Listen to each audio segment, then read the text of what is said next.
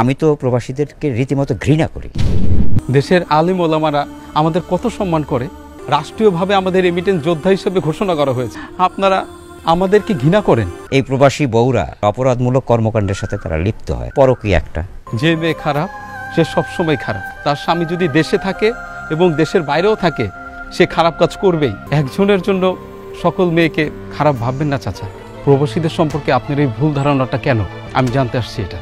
প্রবাসী ছেলের সাথে আমার মেয়ে বিয়ে দেব না এই কারণে যে আমি প্রবাসীদের পছন্দ করি না। বলতে না চাওয়া সত্ত্বেও আমাকে বলতে হচ্ছে যে বিভিন্ন পত্রপত্রিকা, টেলিভিশন, সংবাদ মাধ্যমে আমরা কি দেখি?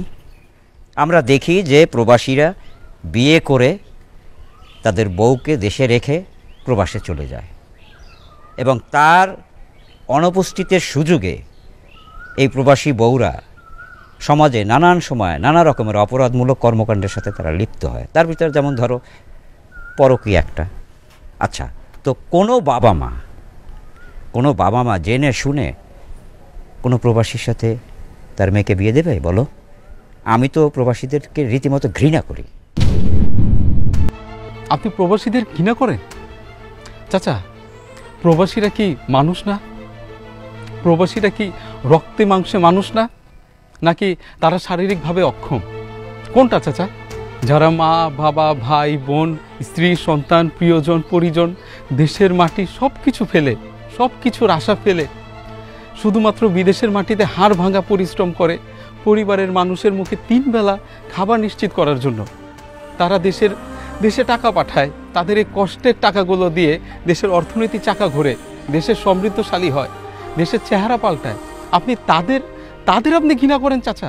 50 তলা 100 তলা বিল্ডিংয়ে কাজ করতে গিয়ে আমাদের কত প্রবাসী ভাই দুর্ঘটনায় মারা যায়, আপনি তাদের ঘৃণা করেন চাচা?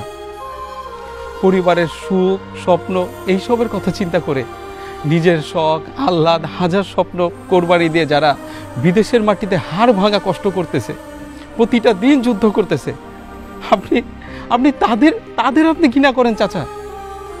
দিনের পর দিন, মাসের পর মাস, এমনকি বছরের পর বছর যারা নিজেকে কোরবানি করে দিচ্ছে, প্রতিটা দিন যারা যুদ্ধ করে যাচ্ছে বিদেশের মাটিতে, আপনি তাদের ঘৃণা করেন চাচা?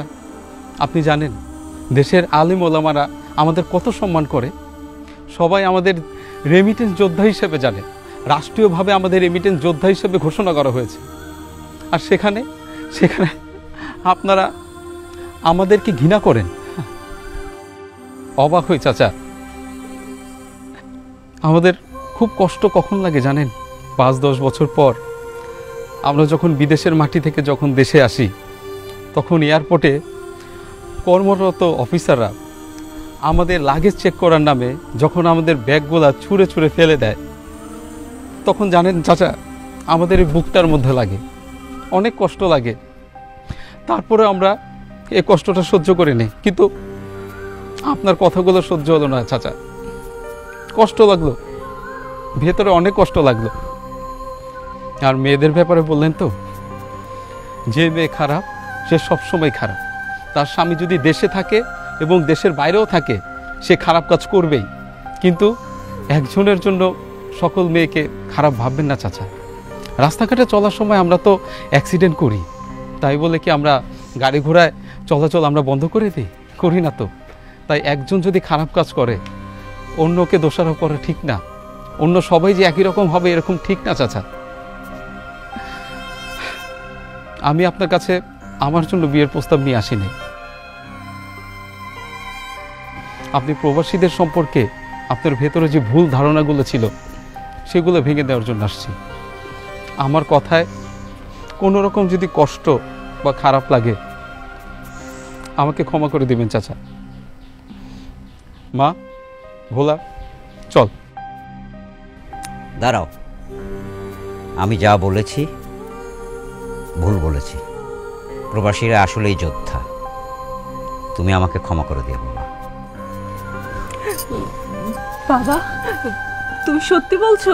হ্যাঁ সত্যি, প্রবাসীরা আসলেই যোদ্ধা। বেয়ান সাহেব, আপনি আমাকে ক্ষমা করে দিবেন। না না না বিআই সাহেব, ঠিক আছে ঠিক আছে। বাবা, তাহলে বিয়ে কখন? আগামী শুক্রবারে কি বলেন বিয়ান সাহেব? না না ভাই সাহেব, আমার কোনো আপত্তি নেই, আলহামদুলিল্লাহ। ওমা আমারটা কবে? তোমার আবার কি? না কিছু না। আচ্ছা বিয়ান সাহেব, একটা কথা বলে যদি কিছু মনে না করেন, সেটা হচ্ছে যে আপনার এই 2 ছেলে আর আমার 2 মেয়ে, এদের 4 হাত এক করে দিতে চাই। আপনার কোনো আপত্তি? আমার কোনো আপত্তি নাই, আমি রাজি। আলহামদুলিল্লাহ। আপনি খুশি? ও মা, এক কাজ করতে তাহলে একটু মিষ্টি টিষ্টির ব্যবস্থা করে আসেন, আপনার ভিতরে আসেন, আসেন প্লিজ আসেন বাবা, আসো আসো আসো আসো আসেন।